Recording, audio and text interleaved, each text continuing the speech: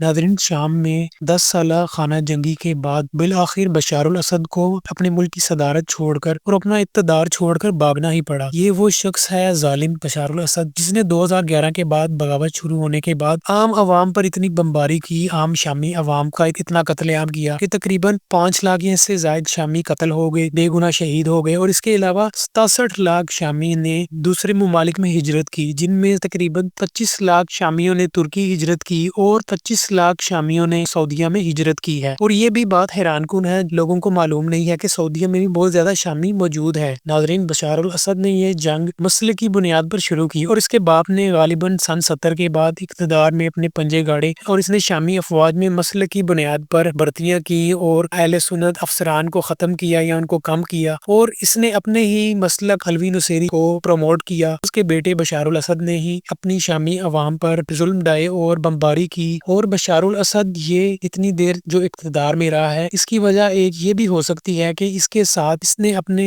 हम मसलकी ममालिक और तंजीमें मिलाई हुई थी, जैसा कि इसके साथ कासिम सुलेमानी और उसका मुल्क ईरान था और हसन नसरुल्लाह और लबनान की मलेशिया भी शामिल थी। और इसके अलावा रूस इसके साथ था और इसके साथ बहुत सी ऐसी तंजीमें या मलेशिया थी जो कि मसले की बुनियाद पर लड़ने में एक तारीख रखती है और जिनका काम ही नफरत फैलाना है। मगर आखिरकार बशार अल असद को यह मुल्क छोड़कर जाना ही पड़ा और इसको रूस में पनाह मिल गई है। मगर नाजरीन, इस दौरान तकरीबन लाखों अफराद का कत्ल हो चुका है और अब ऐसी वीडियोस भी आ रही हैं। शाम में लोगों ने ईरानी सफारत खाने पर हमला किया, अपने गमो गुस्से का इजहार किया है, जिस पर कासिम सुलेमानी और हसन नसरुल्लाह, जो कि दोनों इस दुनिया में नहीं है, इनके पोस्टर भी फाड़े गए हैं। और ये उस नफरत का नतीजा है जो नफरत इन लीडरान ने बोई है, इन ममालिक ने बोई है मसले की बुनियाद पर। और ऐसे ही नफरत पाकिस्तान और दीगर ममालिक में भी बोई जा रही है अपनी फौज के खिलाफ। ये अपनी फौज के खिलाफ बगावत करो और खुमैनी जैसा इनकलाब लाओ और ये इनकलाबी काम करो और इस लीडर के पीछे चलो, जबकि हमें ऐसे इक़दाम से बिल्कुल गुरेज करना चाहिए और पार्टी से हटकर और अपने लीडर की प्रस्तिश से हटकर अपने मुल्क के लिए सोचना चाहिए। अच्छे बुरे हर इदारे में होते हैं। और नाजरीन, ये वो मुल्क है शाम, जिसको सैयदना उमर बिन खत्ताब रजी अल्लाह अन्हु ने सैयदना अमीर मुआविया रजी अल्लाह अन्हु को भी